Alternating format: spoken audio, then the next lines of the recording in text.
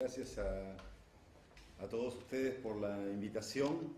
Soy yo el agradecido porque cuando me invitaron a presentar esta muestra de Beatriz González, todo tiene que ver con que estuve cerca de ella y cerca de estos columbarios que vamos a ver ahora, que están puestos y de los cuales voy a hablar un ratito en la presentación. Y por mi relación casi estrecha con Colombia a lo largo de muchísimos años en el trabajo de asesoría. Y era mi primera vez, o la primera vez que yo pasaba tanto tiempo yendo y viniendo a un país que estaba y sigue atravesado por un conflicto armado, por una guerra de las dimensiones y de la catástrofe que significó esto y que significa esto para Colombia. Y entonces en todos estos años no solamente pude encontrarme con víctimas, con actores, con protagonistas, desde exguerrilleros de las FARC hasta parapoliciales, paramilitares que habían ya entregado las armas, con militares, algunos reconociendo, otros no reconociendo los crímenes cometidos, pero también con muchísima población civil que fue dañada, fue el corazón de la violencia que se descargó sobre ellos. Van a ver que en algunos momentos de la presentación no hablo del pasado, sino del presente, porque no se puede decir que después de los acuerdos de paz que se celebraron hace tan poco y que fueron suscritos en Cartagena de India, fueron elaborados en La Habana y se suscribieron en Cartagena de India, pueda decirse que Colombia sea un país pacificado. Mientras estamos hablando aquí, pido disculpas, ¿hay colombianos aquí? Aquí. No quiero explicarles a los colombianos su propia realidad, pero sabemos que en los territorios, como suelen decir, todavía tienen lugar hechos brutales de violencia, fundamentalmente después de la firma de los acuerdos con represalias a algunos exguerrilleros retirados, respecto a los líderes sociales, que han muerto más de 1000 en los últimos tiempos. Es decir, la guerra ha hecho lo que uno puede llamar en medicina metástasis en ese país, y sobre eso a mí siempre me interesa reflexionar. La guerra es mucho más que una palabra así en sí misma, y está atravesada por el dolor en el caso colombiano, como también lo estuvo en el caso salvadoreño y guatemalteco, con características y dinámicas en algunos casos muy diferentes. Está atravesada y hizo carne en la historia y en las tramas sociales. Hay algo que siempre me gusta aclarar a los que no estuvieron cerca de la historia de Colombia y de esta guerra. Creo que en el caso colombiano, lo mismo de lo que está sucediendo con otras dinámicas en el caso mexicano, tenemos que entender que ahí se produce la muerte del adversario, del enemigo, aquel que se quiere exterminar, con el añadido, como se dice, de la sevicia. No alcanza con matar. El acto de matar tiene características casi rituales. Se lo mata, se lo despedaza, y el cuerpo, en muchísimos casos, se convierte en mensaje, ¿no? El desmembramiento de cuerpos. Por ejemplo, la relocalización de partes del cuerpo fue propio de muchísimas masacres. También las masacres, algunas de las que vamos a contar y de las que se dedican, por ejemplo, las tejedoras de Mampuján, que les voy a mostrar aquí, no duraron 5 minutos, ni 3 horas, ni un día, a veces duraron 3 o 4 días. La del Salado, casualmente el día que me hicieron la invitación a venir aquí, que tuvo lugar un día 19 de febrero, duró 3 días, y a lo largo de esos días llegan el que sea, en este caso el paramilitarismo con apoyo del ejército, se cerca un pueblo, traemos la orquesta, traemos los violines y empieza la fiesta. Y la fiesta es una fiesta macabra, ¿se entiende? Acompañada de violaciones, acompañada de ultrajes, y eso se extiende durante días. Es decir, la muerte o la forma de ocasionar la muerte del enemigo tiene características, como bien lo han trabajado muchos investigadores, teatrales. Teatrales, realmente es un drama ahí barroco, dispuesto a los ojos, ya no de las víctimas, de algunas sí que van viendo cómo van muriendo quienes las anteceden, sino también como mensaje para los otros. ¿Quiénes son los otros? Las poblaciones vecinas. tú colaboraste con las FARC, tú colaboraste con los paramilitares, tú le diste agua al ejército, no importa. Y esto entonces se descarga la violencia.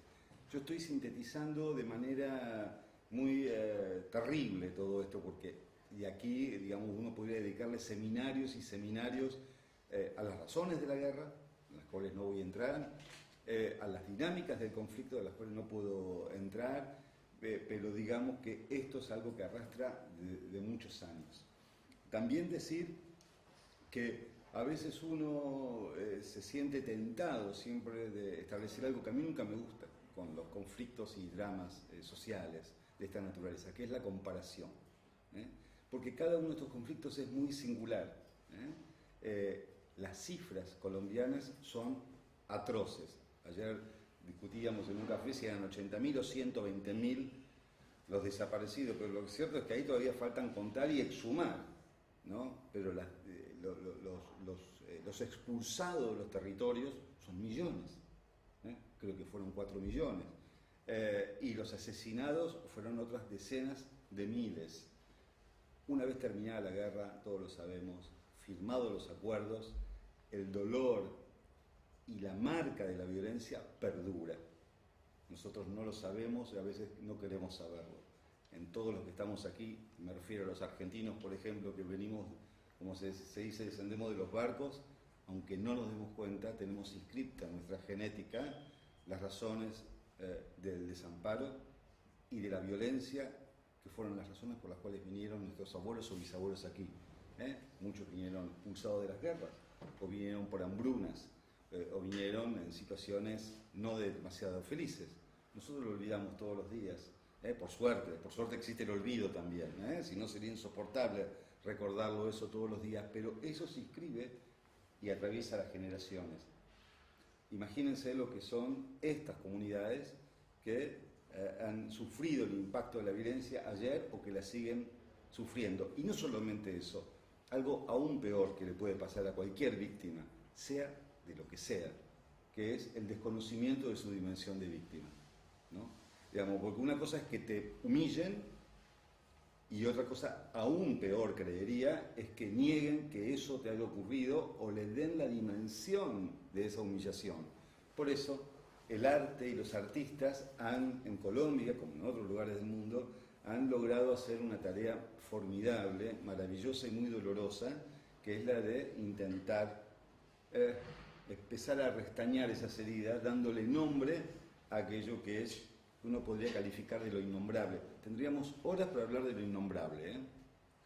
Se puede nombrar el dolor, se puede nombrar la violencia, se puede nombrar la tortura, la desaparición forzada, el secuestro de niños, el cautiverio durante años en una selva. ¿Qué nombre se le puede decir a eso? ¿Con qué palabras se nombra eso? Tal vez la lengua humana, nuestra propia lengua, no tenga la capacidad de poder decirlo con todas las palabras. Por eso a veces las obras que vamos a ver intentan acercarse, como yo siempre digo, y aquí lo digo, tratar de acercarse para conmover algún alma sensible. Y yo digo, si después de presentaciones de este tipo vemos a un colega colombiano en la calle y tratamos de entender que esa persona, en muchos casos, no digo en todos, no está aquí por el puro placer de estar, como puede ser un francés, un español, un italiano que viene de vacaciones a Buenos Aires, sino cuando uno le pregunta y dice, bueno, yo vengo huyendo de una situación, bueno, y entonces generar y entender que hay ahí una empatía necesaria con aquel que viene de haber visto o haber padecido muy cercanamente situaciones muy dolorosas.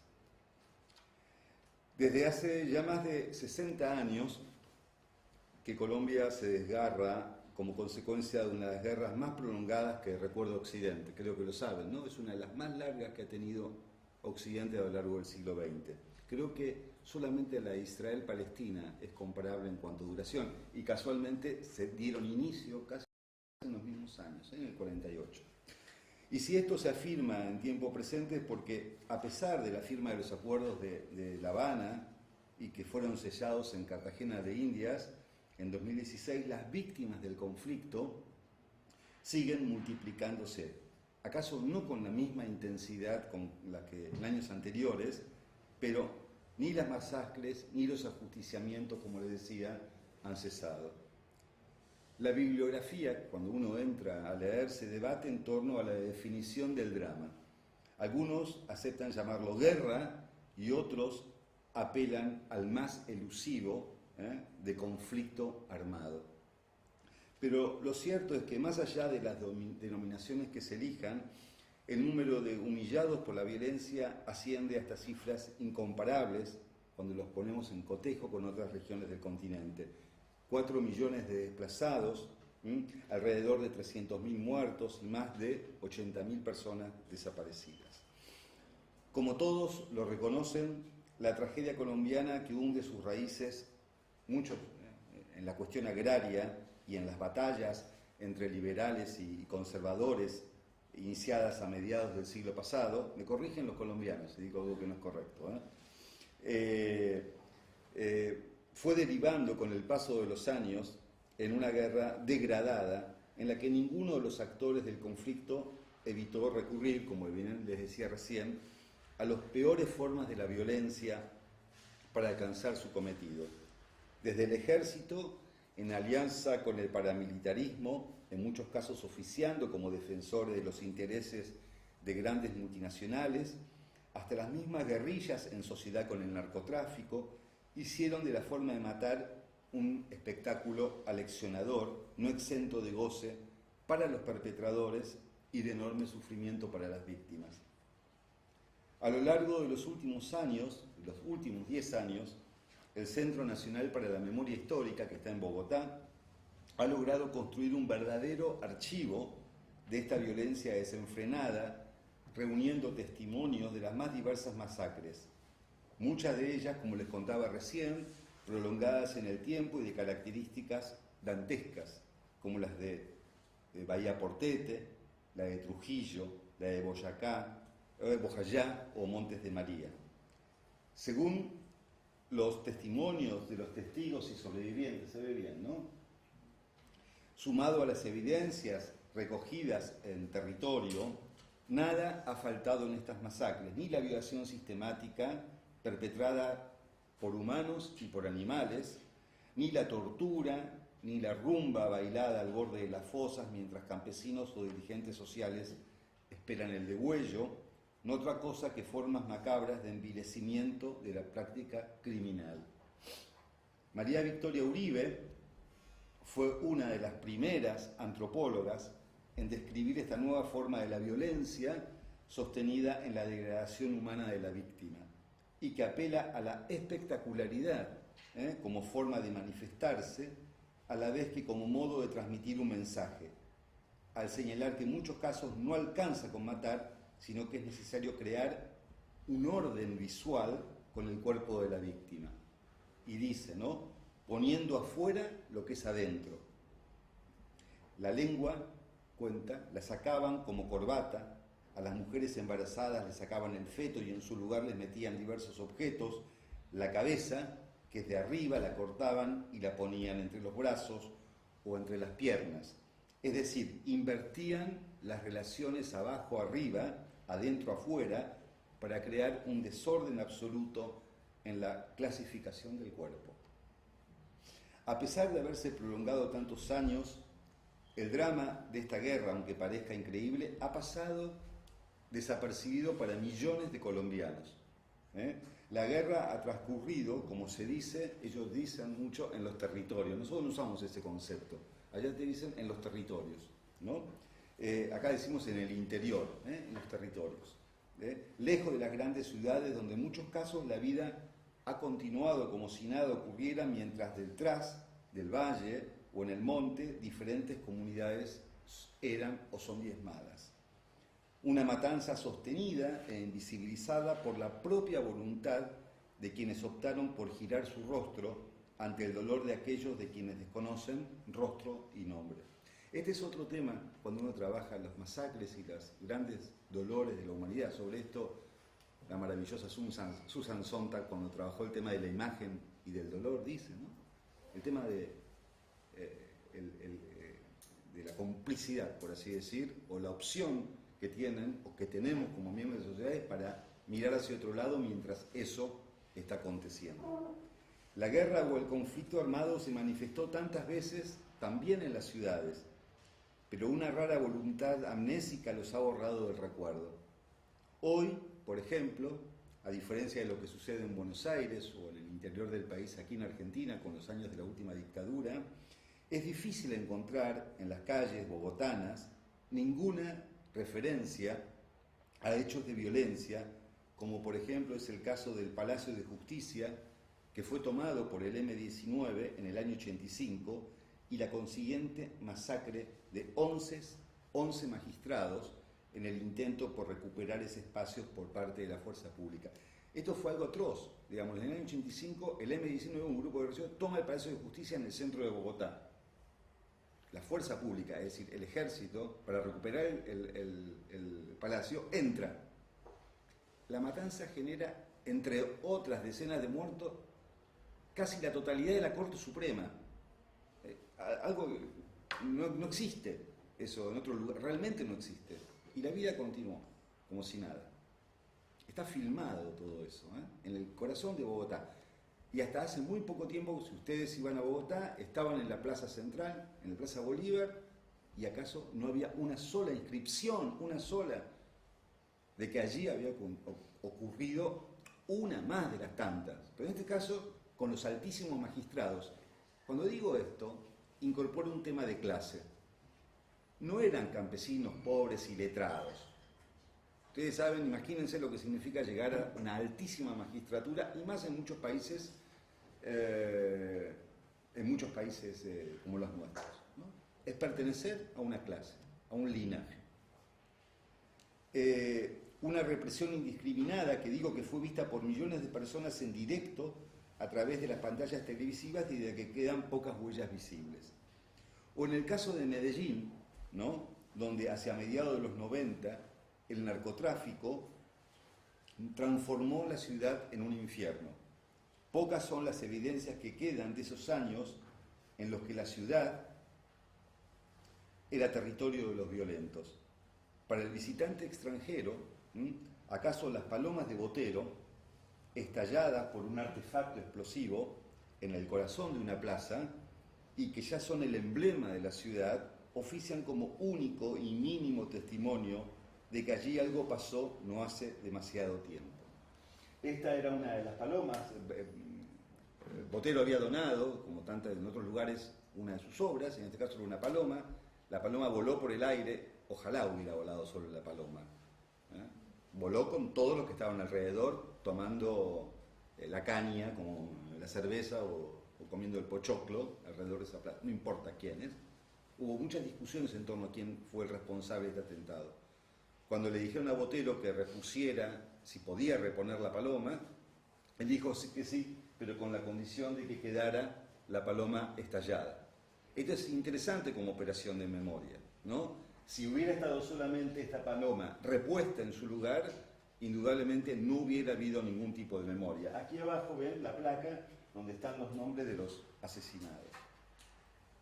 Una mezcla de amnesia como garantía de sobrevivencia, pero también el miedo asociado a la impunidad, ha hecho que la memoria de esta tragedia sea portada en el recuerdo de manera casi exclusiva por las víctimas o sus familiares directos, como si el drama colombiano solo a ellos les perteneciera y no a toda una comunidad de más de 40 millones de personas.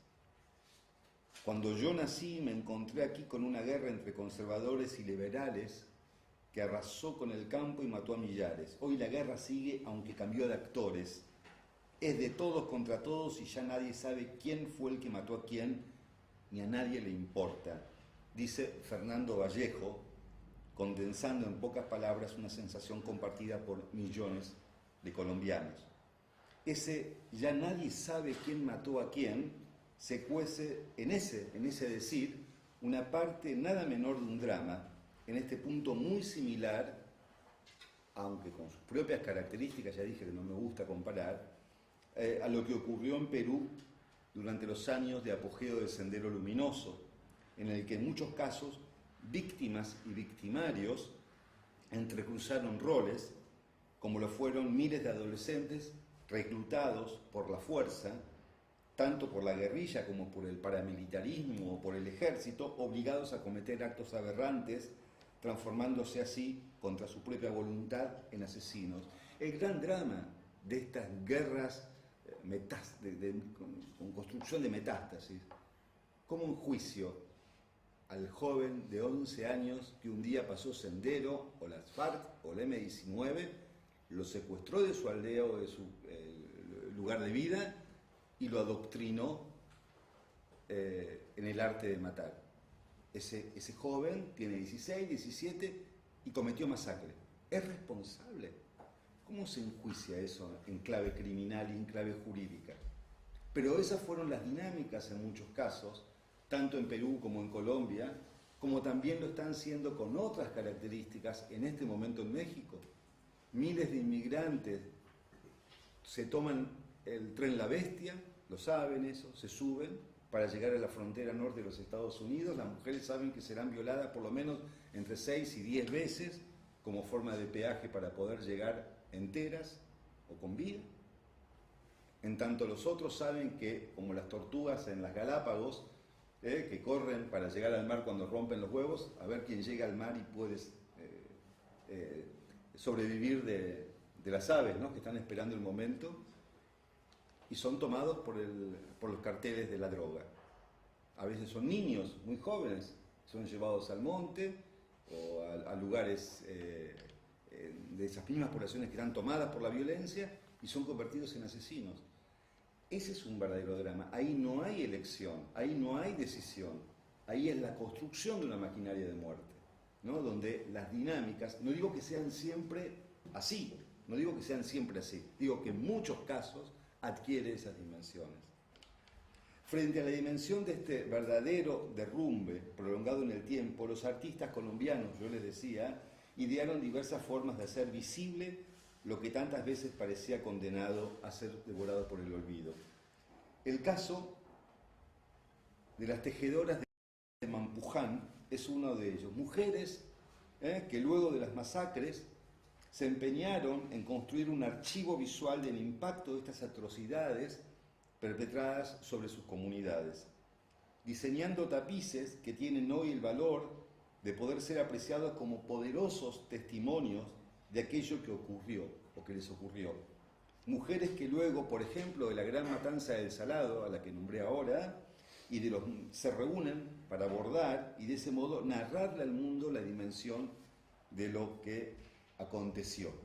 A mí siempre me interesaron estos tapices. Cuando vayan a Colombia, búsquenlo, y si no, hay que decirle a la Fundación Espiga que traiga alguna muestra de estas mujeres que son maravillosas, es porque de lejos son como pinturas naif, son encantadoras.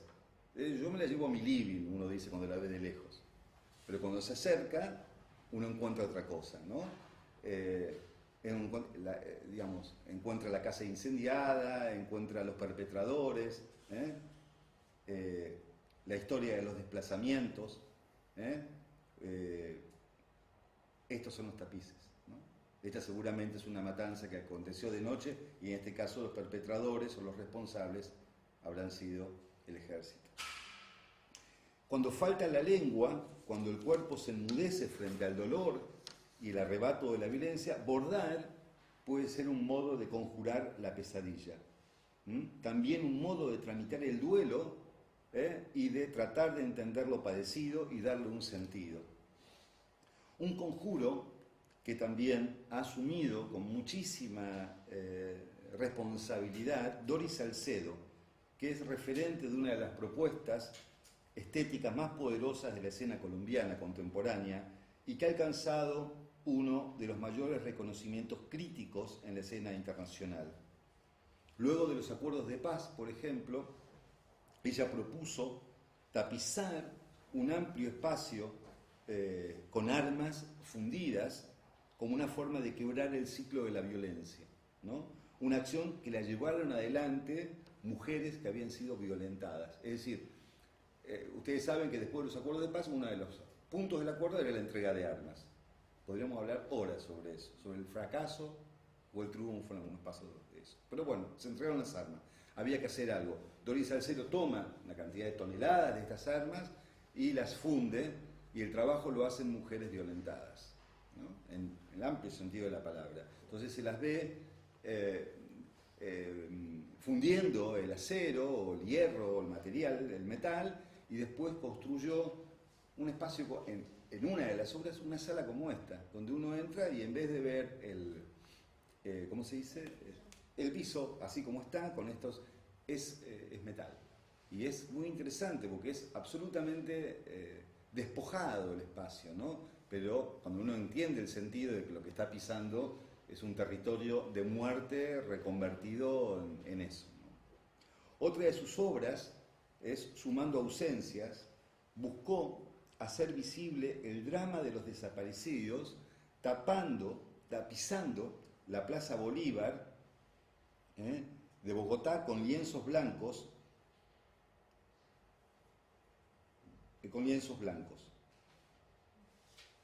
Me falta el sonido acá. No tiene salida de sonido.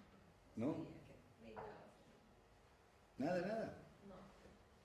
Ni un poquito. Pero tampoco de la compu puede salir. No sé. Bueno. Fíjate si puedes conseguir un parlantecito para otra parte. Puede ser. Sí. Bueno. Porque es interesante ver, ¿no? Pero qué raro que no salga. ¿No tenés anulado el parlante? Seguramente. Abajo a la derecha, al lado de la hora. A ver. Eso es un video, eso, ¿no? Sí, pero tiene el sonido.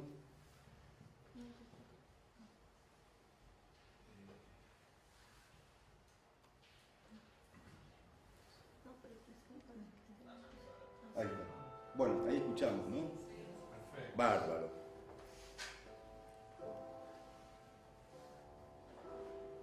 Esa es la Plaza Bolívar, donde fue la masacre de los magistrados también.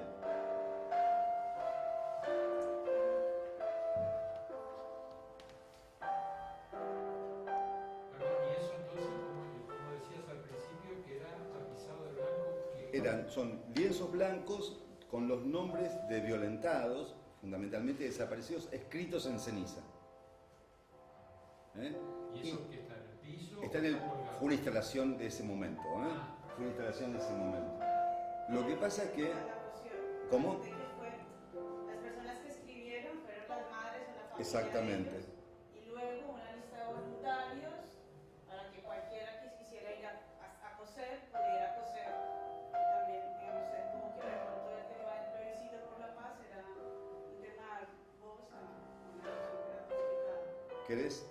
Ahora que... ¿Tu nombre es? Denise.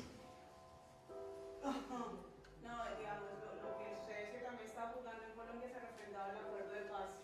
Y se refrendaba por un mecanismo que llaman plebiscito, que es un voto popular y que requería unas mayorías. Y un poco, digamos, lo que vos estás señalando, el tema de impunidad y de censura, implicaba que hay cosas que no se habían visto, así que lo que ella hizo fue poner en la plaza a aquellos que faltaban, la intención era eso, y a través de la ceniza, que era esa cuestión de lo efímero y de cómo se iba a diluir, y bueno, fue una obra bastante importante en ese momento. Exacto, lo que dice Denise, y digo porque siempre hay que contextualizar, y ella dijo algo clave, el plebiscito, no tienen por qué saberlo todo. Se firma el acuerdo de paz y Santos, ¿no?, propone que esto sea plebiscitado. Si Colombia está a favor o en contra del acuerdo de paz. Obviamente que hubo sectores que trabajaron insistentemente y con mucha fuerza, ¿no?, para que la respuesta sea finalmente no. El no ganó por un poco margen, pero ganó. ¿Cuánto fue?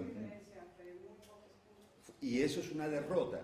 Eso fue una verdadera derrota después de un esfuerzo que había significado una maquinaria dispuesta en La Habana, entre La Habana y Bogotá, para que finalmente Colombia pudiera suscribir este acuerdo que fue observado por la comunidad internacional. Y como bien dijo Denise, esto no lo hicieron solamente las víctimas, sino también muchos voluntarios.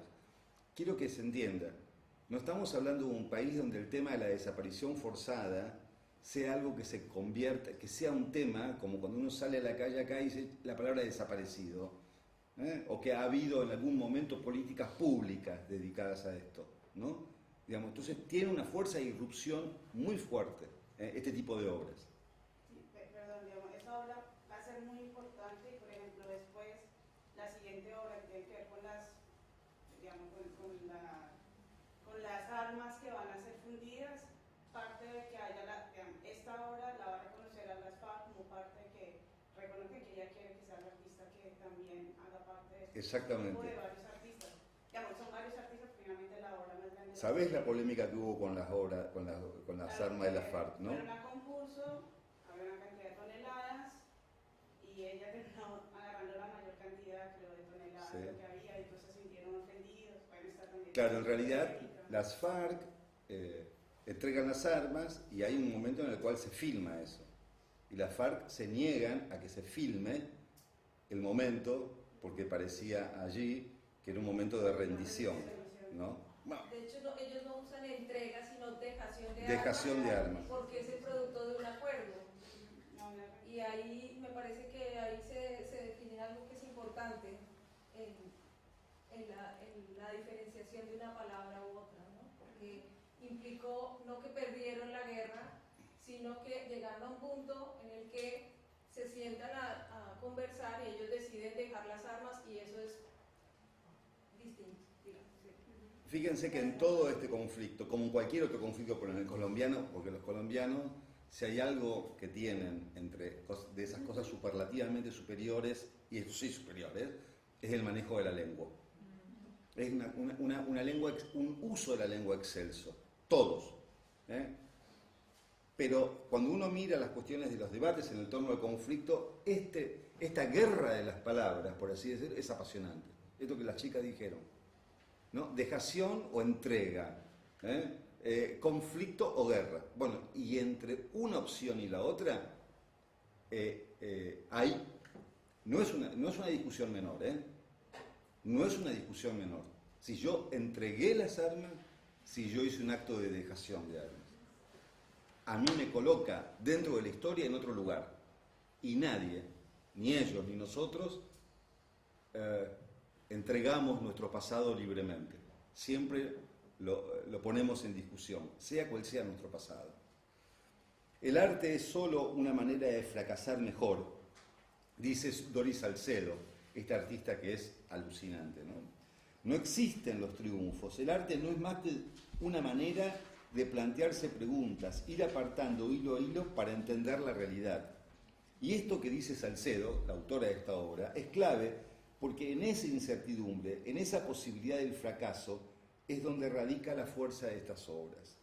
¿Y qué quiero decir cuando remarco la idea de fracaso?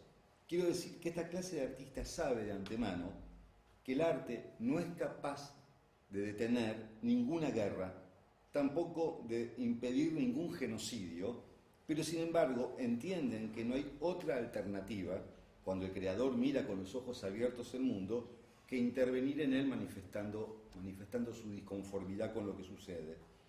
Una rebelión frente a la injusticia de la que también han participado los fotógrafos, documentalistas, en el caso colombiano, aquellos que en los años más duros de la guerra abandonaron el confort de sus estudios para documentar lo que ocurría en los territorios.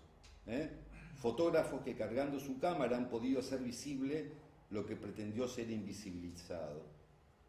¿Qué hubiera sabido, uno puede preguntarse, un habitante de Bogotá o de Medellín, si Jesús Abad Colorado, que es este fotógrafo, no hubiera ido a documentar la destrucción de San Carlos y Granada? Son ciudades que están muy cerca de Medellín. ¿Qué hubieran sabido de las grandes ciudades, en las grandes ciudades, de la migración forzada a la que se vieron obligadas las comunidades que huían frente al avance de los ejércitos? ¿Qué noticia hubieran tenido del estado de ruina en que quedaron casas, templos, haciendas, una vez que hubieron tenido el estado, en que quedaron sus casas, una vez que las bombas estallaron dejando su legado de muerte y destrucción? La fotografía de Jesús Abad Colorado tiene una capacidad singular. No juzga, no señala con su dedo acusador, simplemente registra y documenta el impacto de la barbarie. Y es quien mira la fotografía, es decir, nosotros, la escena del desasosiego, quien tiene la tarea de sacar conclusiones. ¿Dónde estaba yo cuando esto estaba ocurriendo? ¿Qué aldea, qué pueblo, qué comunidad es esa de la que nada ha quedado? Este registro archivo de Jesús Abad tiene un valor no solo en este presente, sino que pienso que su plena eficacia acaso se cumpla o alcance en el futuro cuando la guerra haya pasado y las nuevas generaciones se pregunten por lo ocurrido, cuando los mayores quieran, con razón y justicia, olvidar lo ocurrido o cuando ya no queden testigos directos de las masacres. Porque la guerra, toda guerra, es un derrumbe de certezas, de creencias, de modo de vida, de confianza en las instituciones, pero fundamentalmente de la confianza en la empatía con los otros, de aquellos que pertenecen a nuestra propia especie y que pensamos ingenuamente que no permitirán que seamos dañados. La guerra es un derrumbe, no solo porque arrasa lo construido pacientemente por las generaciones que nos precedieron, sino porque tiene la oscura capacidad de arrojar a la orfandad más absoluta a las víctimas que sienten que hay algo allí que es, como les decía antes, inexplicable cuando ocurre aquello que no pueden terminar de procesar o de entender. Y ese derrumbe tiene, como diría Abby Warburg, un pathos común que es posible reconocer a lo largo de la historia. Desde las guerras del Peloponeso hasta las de este presente, los testimonios de las víctimas dicen exactamente lo mismo. Cambia el paisaje, cambia la geografía, cambia la lengua en la que enuncian su desasosiego, lo dicen en griego, en latín, en inglés, en alemán, en árabe, en español, en guaraní, en todos los idiomas existentes. Las víctimas siempre dicen lo mismo y eso que dicen es que la lengua nunca les alcanza para nombrar lo sufrido y que el alma tampoco alcanza nunca a poder entender plenamente cómo sus vidas han sido arrojadas a tamaño desamparo de un día para otro. Y es allí entonces, en ese desconsuelo, donde el arte llega tantas veces para acompañar interpretando ese enmudecimiento, ese asombro, esa afasia que conquista el alma. No digo que el arte sea traductor, digo que el arte media entre lo imposible de ser dicho, entre lo amenazado por el olvido y la voluntad de que quede siquiera un mínimo registro de lo ocurrido. Nadie, nada, como dije antes también, ninguna obra será capaz de abarcar en sí misma ningún horror social. Solo son intentos, aproximaciones, merodeo. Así nos los enseña, entre otros tantos, Paul Celan, con su poesía escrita después de Auschwitz. Así nos los enseña para nosotros los americanos Fray Bartolomé de las Casas en su carta brevísima donde narra la destrucción de las Indias. Y así nos los enseñan los grandes maestros del cine como Hélène Klimov, entre otros, en películas como Masacre, Venga y Vea, o una muy reciente que yo siempre recomiendo ver, El hijo de Saúl. Y así también lo intenta decir otro artista, Fernando Botero, en su serie de pinturas dedicadas a narrar la violencia colombiana. Digo, la obra de Botero está generalmente, lo sabemos, asociada a esos cuerpos de grandes volúmenes que parecieran brindar una visión naif de la vida, ¿no? Hay que mirar su obra con atención porque buena parte de la obra de Fernando Botero desborda ese encasillamiento fácil. Toda una serie creada por Botero desde hace muchos años y que hoy está alojada en el Museo del Banco de la República de Bogotá es un intento por narrar el impacto de la violencia. Masacres, secuestros, fusilamientos, cuerpos comidos por los animales, el asedio del narco, la complicidad de las clases acomodadas en la posibilidad de que esa masacre haya tenido lugar,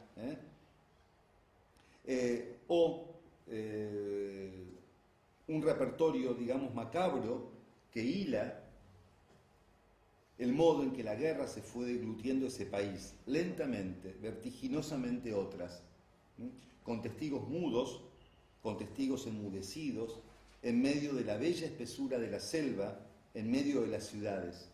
Esto que ven aquí, Denise, ¿lo reconocés quién es?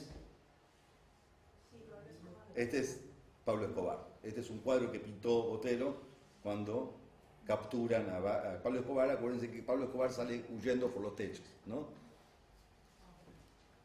En medio de la selva, en medio de las ciudades, en el corazón de la fiesta, cuando sin golpe, y este es uno de los cuadros que más me gustan de Botero, irrumpe la muerte y produce el desmoronamiento, como en este cuadro llamado Masacre de Mejor Esquina, donde los músicos son sorprendidos por la metralla, el baile amenazado que no continuará jamás porque la violencia ha irrumpido de manera abrupta.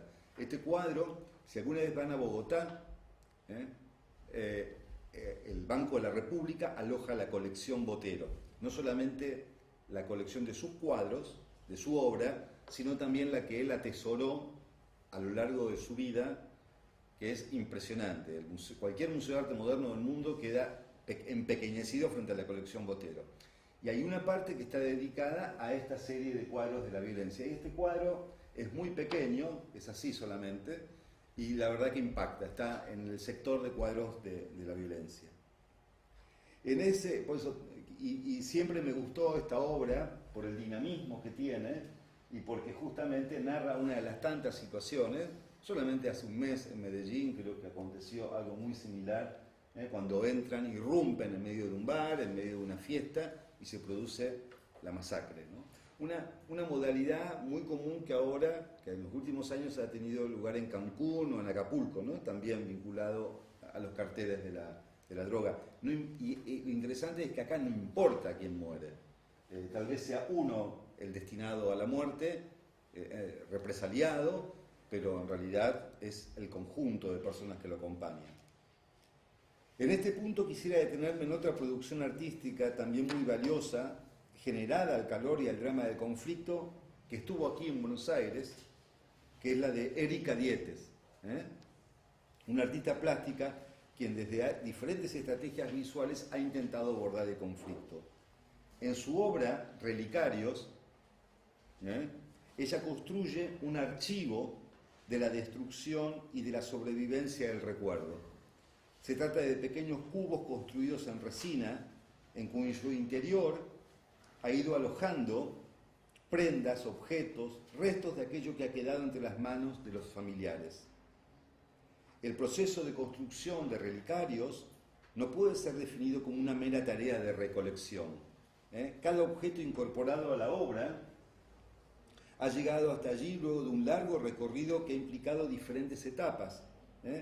La artista Erika Dietes ha viajado a los territorios donde han ocurrido las masacres, ha buscado a los familiares de las víctimas, ha construido un diálogo prolongado con ellas en las que se van acordando los términos de la entrega, ya no de la dejación, de una prenda o de un objeto que perteneció al ser querido, y de ese modo el lento armado de la colección fúnebre implica el despliegue de un ceremonial en el que los familiares o allegados a las víctimas comienzan, en muchos casos, a hacer por primera vez un duelo postergado. Es impresionante cuando uno ve esta obra no fuera de Colombia, sino en Colombia, y cuando ella invita a muchos de los familiares que no tienen el cuerpo de su ser querido, y se acercan a esto como lápidas, a llorar frente a esos objetos como lápidas. Esta práctica escultórica es ante todo una práctica de memoria, no cabe duda, ¿no? Una práctica en la que la artista deviene, podríamos llegar a decir, como embalsamadora. Los objetos son literalmente embalsamados. Practicar memoria es amasar un cuerpo, darle un cobijo en los afectos que habitan nuestro cuerpo. Y eso es lo que hace Dietes, ¿no? Con sus relicarios que evocan, a través de estas prendas, ¿no?, el vacío dejado en la vida por sus antiguos portadores. Por eso Relicarios, si bien es una obra contenedora de algo concretamente material, es justamente en esa materialidad donde se presentifica lo opuesto, no otra cosa que la dimensión del abismo generado por la ausencia de los seres queridos. Antes que esta obra, que Relicarios, Dietes desarrolló dos obras que de algún modo dialogan con esta. La primera de ellas, llamada Sudarios, que hoy, en este momento, ayer u hoy, se está inaugurando en la Catedral de Liverpool, esta obra. Reúne los rostros de 20 mujeres golpeadas por el conflicto, ¿no? Madres de desaparecidos, viudas, hermanas de asesinados, que son como inmensas magdalenas cuyas expresiones dan cuenta del dolor del arrebato de la pérdida. Se trata de inmensos trozos de seda colgante dispuestos en el interior de las iglesias, lo que le dan al conjunto una sensación casi sagrada, tan sagrada como la tiene el concepto de relicarios, ¿no? Cuando el espectador está en la exposición, es como si ellas estuvieran como las magdalenas, ¿no? Como las vírgenes, así, exhalando, dice Dietes. Y acaso lo que más me interesa de esta obra es el señalamiento de lo sacro.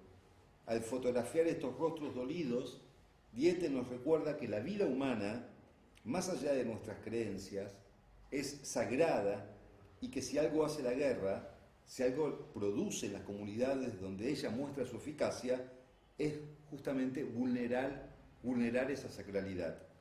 La guerra arrasa a lo humano y lo pone siempre en el límite del despojo. Y cuando vemos esos rostros, me digo, está allí, aunque no lo vemos también, el rostro innombrable de la gorgona que con su fuerza aniquiladora arrebata de nuestro lado lo más preciado, aquello que más amamos. Estas magdalenas de Dietes, vuelvo a pasar, no ocultan su sufrimiento, lo exhiben en la amplia superficie de sus rostros, y esos rostros son, de algún modo, parte de ese inmenso campo de batalla donde se ha librado la guerra en Colombia a lo largo de los años. Ojos cerrados que parecieran recordar, ¿no?, hacia adentro los paisajes que alguna vez habitaron junto a las personas que amaron. ¿Qué miran esas mujeres en ese viaje al interior del alma cuando cierran sus ojos? ¿A quién ven? ¿Qué escuchan? ¿Qué recuerdan? No lo podemos saber.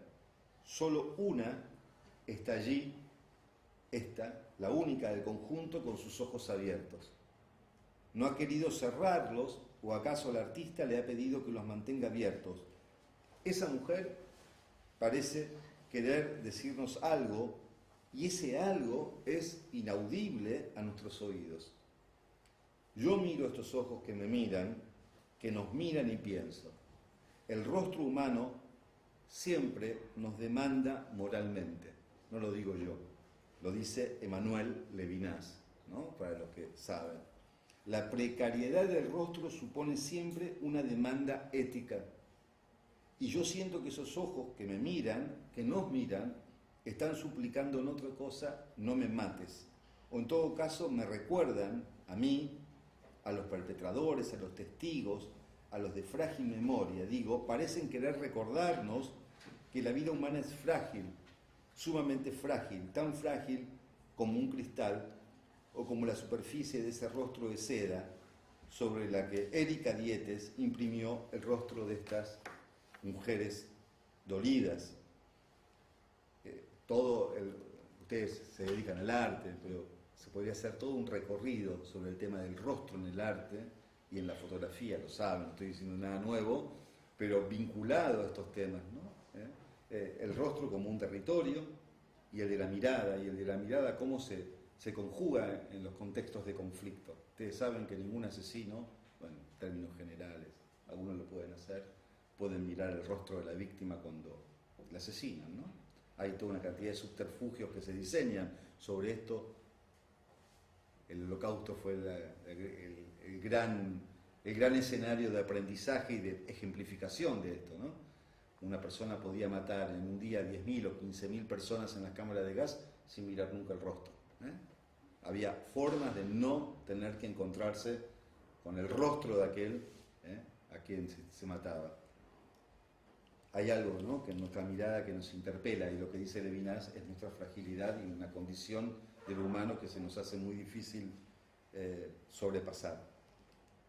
Todo este recorrido que hemos hecho en una apretada síntesis, en absoluto puede considerarse, o quisiera que se considere, un panorama total de la producción de los artistas colombianos que han dedicado su tiempo. En todo caso, quisiera que entiendan este recorrido breve como un preludio o preámbulo para presentar la obra de Beatriz González, esta que estamos hoy inaugurando aquí.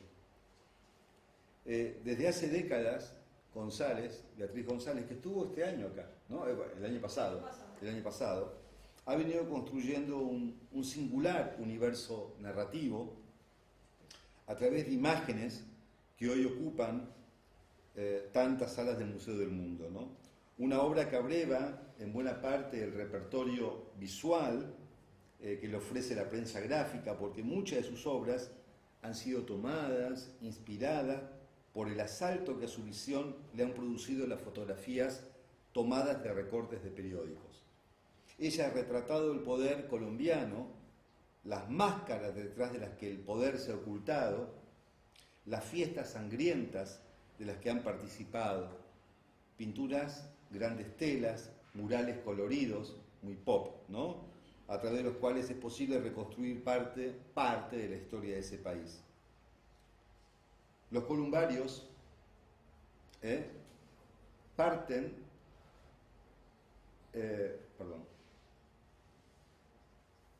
Los columbarios comparten o parten de este linaje, tienen esa heredad, pero con un añadido nada menor. Se trata de una obra, esta que inauguramos hoy, cuya fuerza significativa radica por el lugar donde ella está emplazada, no otro sitio que los nichos abandonados del cementerio central de Bogotá. Cuando uno llega a Bogotá, no se lo cuento a los bogotanos, sino a los que no han estado allí, viniendo desde el aeropuerto, buscando el centro, uno no puede dejar de mirar hacia el costado, donde está ubicado a un costado de la carretera este cementerio. Hasta allí, en el año 1948, hasta ese mismo sitio, fueron llevados los muertos de una de las revueltas más recordadas de la historia social y política latinoamericana, que se llamó Bogotazo. Algunos dicen que ahí comenzó lo que se llama, ¿no es verdad?, la gran violencia, ¿no? Una revuelta popular que estalló con la muerte de un líder popular perteneciente al Partido Liberal, llamado José Eliezer Gaitán. Ese día de abril de 1948, a las pocas horas de que Gaitán fuera asesinado, Bogotá se alzó en repudio y protesta, lo que desencadenó, ¿no?, una fuerte represión con su saldo de muertos y de heridos. Esto en 1948. Ese día, precisamente ese día, fue el del comienzo de estos que le digo, como ellos llaman, el del comienzo de la gran violencia. No es que antes de esa fecha Colombia no hubiera conocido asesinatos y masacres, pero todos los historiadores acuerdan en decir que ese fue el inicio más agudo de este dolor intenso que arrasa a este país. Los muertos del Bogotazo fueron llevados hasta este sitio, apilados, enterrados, o puestos en los nichos, en muchos casos sin que se supiera el nombre de esos muertos. Nadie sabía, nadie podía imaginar, 60 años más tarde, que ese día se estaba escribiendo el primer capítulo de una historia que sería interminable. Estos son los nichos, ahora lo vamos a ver en esta excelente exposición bien montada. 60 años más tarde, digo, Beatriz González vuelve a mirar estas ruinas, ese sitio del dolor, pensó en el olvido al que Colombia había arrojado a esas víctimas, a las del 48, y pensó también en los miles de muertos y asesinados que eran diariamente olvidados, arrojados al desprecio de la amnesia. Allí nació el proyecto de intervenir este espacio.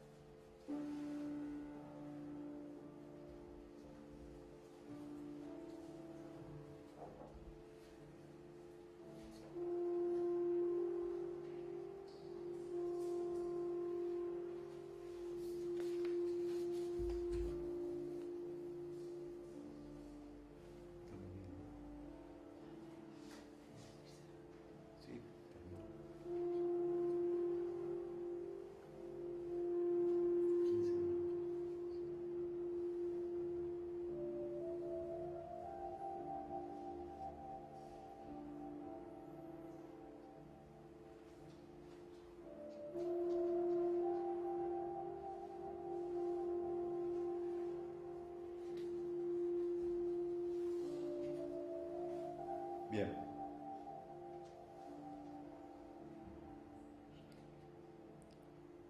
Si en el origen de esta obra están los muertos del Bogotazo, a esos muertos originales se les han sumado tantos otros, tantos como los que Colombia suma día a día en sus veredas, en sus aldeas y en sus territorios. Beatriz González le ha puesto por nombre auras anónimas. No ha querido nominar a esos muertos, no por negarles identidad, sino porque todos y cada uno de ellos son partes de ese todo de una nación fracturada y herida en una epidermis, en la misma epidermis que ofrecen al que las mira los rostros de Dietes. Las auras anónimas están allí a la vista de todos y como un gran antimonumento, lejos de buscar ninguna idea de permanencia eterna, sus imágenes están arrojadas como los muertos de la guerra a la fuerza implacable del sol, de las lluvias y del viento. Quien recorre ese espacio entiende que ese carácter de ruina no le resta a la obra, esto es interesante, ¿no? Sino que la completa de un modo magistral. Cuando uno recorre esa obra, lo interesante es el olor a pasto, a cal, se camina entre el césped que crece entre las grietas y uno debe esquivar tantas veces a los insectos, ¿no? ¿A quién le interesan estos muertos? ¿De quién son estos muertos? ¿Quiénes son? ¿Por qué cayeron como cayeron estos muertos? Todas esas y más preguntas asaltan al visitante del sitio.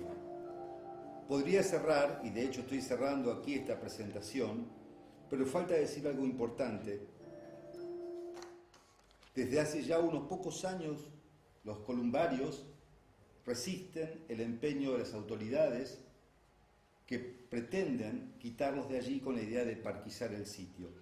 Y esta decisión y este empeño no hace más que ratificar el sentido de la obra de Beatriz González, o en todo caso poner de manifiesta que esos muertos son muertos molestos. Molestan por lo que recuerdan, molestan por lo que evocan, molestan por lo que ponen en evidencia. Por eso perturban a la mirada. Toda sociedad, toda, absolutamente toda, tiene muertos que son recordables y otros que son olvidables. Hay muertos a los que se les debe llorar y rendir un tributo, y hay muertos que no deben ser llorados y mucho menos recordados, porque su evocación trae al presente demasiadas preguntas que es mejor no responder. Y así como Judith Butler nos recuerda que hay vidas que, esto entre comillas, que merecen ser lloradas y otras no, cada sociedad tiene su caudal de muertos arrojados en los desvanes del olvido, y hay quienes se enfurecen cada vez que alguien pretende sacarlos a la luz. De eso se trata esta obra, un intento por exhumar no los cadáveres que ya han sido devorados por el trabajo de la naturaleza, sino sus memorias. No la de sus nombres, sino la de las circunstancias que hicieron posible que estas muertes tuvieran lugar. Yo quisiera que esta presentación mía, ya va cerrando, no solo sirva para provocar en ustedes el interés por el arte colombiano, por estos valiosos artistas, por este modo que tienen de acercarse a nombrar un dolor tan inconmensurable, sino que quisiera además que sirva para que de aquí nos vayamos pensando en torno a los estragos de la guerra y la violencia, no solo en Colombia, sino de toda nuestra región y el mundo. Porque mientras aquí estamos inaugurando este ciclo educativo, este seminario, mientras recorremos las obras de Botero, de Jesús Abad, de Doris Salcedo, de Erika Dietes, de Beatriz González, como decía al comienzo, en México siguen cavando fosas para arrojar allí a miles de desaparecidos, y en El Salvador y en Nicaragua y en Guatemala la policía y el ejército mata con sevicia, a pesar de que hace tan pocos años juraron no volver a hacerlo nunca más. Y en la frontera sur de los Estados Unidos la Guardia Civil se ensaña con las familias migrantes, y en Brasil el ejército, lo sabemos, está esperando que se le dicte la orden para comenzar un nuevo exterminio. Si para algo debiera servir este recorrido breve por la violencia colombiana, no debiera ser solo para sumar nuevos nombres a nuestro repertorio de artistas. Yo me iría muy feliz sabiendo que he ayudado a despertar una sensibilidad y un interés nuevo en ustedes por este violento derrumbe al que asistimos. El arte, como ya lo dije, no podrá detener ninguna masacre ni ningún genocidio, pero ese no es ningún fracaso del arte. El arte, aún el que muestra lo horrendo y lo oscuro de la condición humana, está en el mundo para enseñarnos a mirar de otro modo, de otra manera, el misterio y la complejidad del mundo en el que vivimos. Hay un lugar en Colombia que se llama Puerto Berrío. En ese lugar, que está en la desembocadura del río Magdalena, hay un cementerio cargado de muertos anónimos, muertos que vienen bajando por el río de cuerpos desmembrados por las motosierras o la metralla, y son cuerpos de víctimas de los militares, de las guerrillas, de los paramilitares, del narco. Los habitantes de Puerto Berrío han decidido no abandonar a esos muertos a su suerte o a su desgracia, sino que los recogen del río y les dan sepultura, como si fueran Antígonas. No saben quiénes son, solo saben que deben salvarlos de ser devorados por las aguas. Los escogen para que no se queden solos y tristes en medio del universo de la nada, donde han sido arrojados por la violencia de la guerra. Los ponen en pequeños nichos, estos que ven acá, y a ellos les piden favores.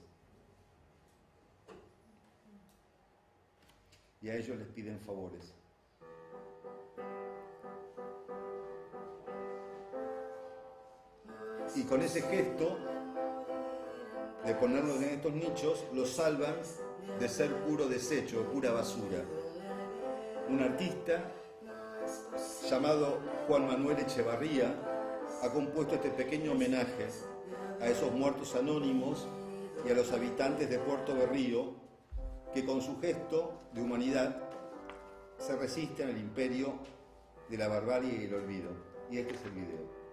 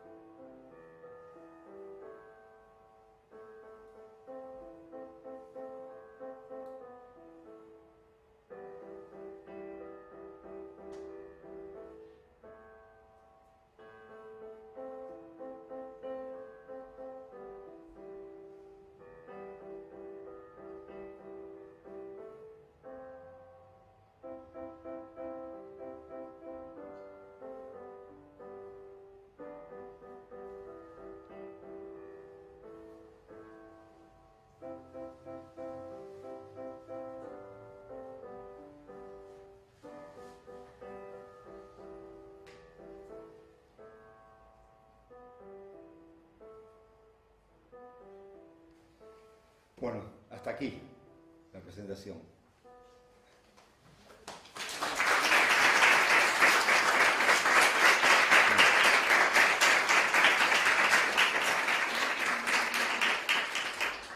Bueno, quedamos, perdonen que me extendí, y tenía mucho más para compartir con ustedes y nada. A pesar de la tristeza del último, los escogidos, investiguen sobre los escogidos, porque es muy interesante, tiene una parte que es, yo digo, divertida, en medio de todo, porque la gente del lugar de Puerto Berrío saca a los muertos de ahí, ¿no? Hay que agarrar a esos muertos que vienen bajando por el río todos descompuestos. Entonces los ponen en los nichos, y esos que ven ahí los escogen, y les ponen un nombre, y dicen, este muerto es mío. Y a lo largo de un año le van pidiendo favores. que mi hija se case con un hombre rico, que mi hijo sea arquitecto, poder irme a este pueblo. Si el muertito, este muerto de la violencia, cumple el pedido, entonces el nicho va siendo embellecido. Si no me cumple el pedido, escojo otro muerto, ¿no? Y es muy interesante, pero de ese modo han logrado que estos cadáveres que vienen flotando por el Magdalena y que van hacia la nada, encuentren su resto, digamos, de eso es uno de los tantos costados, su necesaria humanidad en el acto de encontrar sepultura, ¿no? Una vez por año, el Día de los Muertos, viene el funebrero, no me acuerdo, el sepulturero, y empieza a la noche, a las 12 de la noche, en medio de la noche, golpea las puertas de todos los muertos y también de esto, se va a pasear por Puerto Berrío, saca a los muertos, ¿no? Lo van siguiendo la gente y después los vuelve a guardar ahí. Ese es Puerto Berrío, uno de los lugares fantásticos que tiene, pero también tiene este costado que tiene la guerra y tienen las comunidades de poder resignificar esto. Nada, espero que les hayan servido. Hay muchísimo material sobre Colombia, ¿no? Para seguir buscando, para seguir indagando. Es apasionante y es apasionante el trabajo. Ustedes, muchos trabajan en restauración, ¿sí? Bueno, el trabajo fundamentalmente en obras como las de Beatriz, esta es interesantísimo, ¿no? Hay una duda que yo me haría. Yo no sé si estos columbarios, los que están en el cementerio, debieran ser restaurados. A mí me gustaría que permanezcan en el tiempo y se vayan degradando con el paso del tiempo, ¿no? Que el tiempo los vaya erosionando. No me gustaría unos columbarios limpios y pulcros, me gusta recorrerlos con el olor del pasto y del yuyo. Lo que no quisiera es el proyecto del olvido al que se empeña la alcaldía de Bogotá y que tiene mucha fuerza y mucha capacidad para hacerlo, de tirarlos abajo.